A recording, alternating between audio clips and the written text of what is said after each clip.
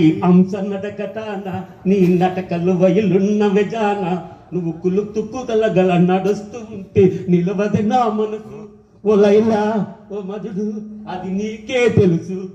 సీత సీత వస్తున్నానండి. ఏంటమ్మా అలాగున్నావు? ఈరోజు బాగా డల్లగా ఉన్నావమ్మా. ఏమీ లేదండి, మీకు నా మీద ప్రేమ తగ్గిపోయింది. నీ మీద నాకు ప్రేమ తగ్గిపోవడం ఏంటే? తగ్గిపోయింది, నాకు బాగా తెలుస్తుంది. ఎలా తెలుస్తుంది? అబ్బా తెలుస్తుందండి. ఎలా తెలుస్తుంది చెప్పొచ్చు కదా. మీరు రోజు వచ్చాక ఏమని పిలిచేవారు? ఏ బుజ్జి చంటి అని ప్రేమగా పిలిచేవారు కదా.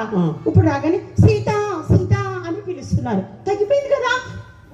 అలాగంటే తగ్గిపోయినట్టు రేటి. అయితే ఎలా ఉండాలో నువ్వే చెప్పు. అబ్బా భార్యాభర్తలు అంటే ఎలా ఉండాలో నీకు తెలీదా? నువ్వు చెప్పు. సరే, భార్యాభర్తలు అంటే బండి చక్రానికి 2 చక్రాలు ఉంటాయి కదా, ఉంటాయి. ఉండాలి. బండి చక్రానికి 2 చక్రాలా? ఈ 2 ఇప్పుడు కలవే. బాగలేదు. ఇంకేదో చెప్పు. అబ్బా ఏంటండి. సరే ఇంకోటి చెప్తాను. చెప్పు. భార్యాభర్తలు అంటే పాలు నీళ్ళలా కలిసిపోవాలి. పాలు నీళ్లు. నీళ్ళేమో పాలలో కలుపుతాము, పొయ్యి మీద పెడతాము, ఆవిరి వస్తుంది, నీళ్ళు ఆవిరిలా వెళ్ళిపోతాయి. ఇది బాగలేదు. ఇంకోటి చెప్పు. నాకేం గుర్తు రావట్లేదు, మీరు అన్ని ఇలాగే అంటారు. ఫైనల్ గా ఒకటి చెప్తాను, ఇంకింతే. చిలక గోరింక ఉంటుంది కదా, చిలక గోరింకలా ఉండాలండి. చిలక గోరింక. చిలకేమో పచ్చగా ఉంటది నీలా, గోరింకేమో నల్లగా ఉంటది నాలా. ఇది కూడా ఇంకేదో చెప్పు. అబ్బా నాకేం తెలియదండి, మీరే చెప్పుకోండి, నేనేం చెప్పను. అయితే నేను చెప్పాలా ఏంటి? నేను చెప్పాలా? చెప్పండి. ఇగో ఇదేంటి? సెల్.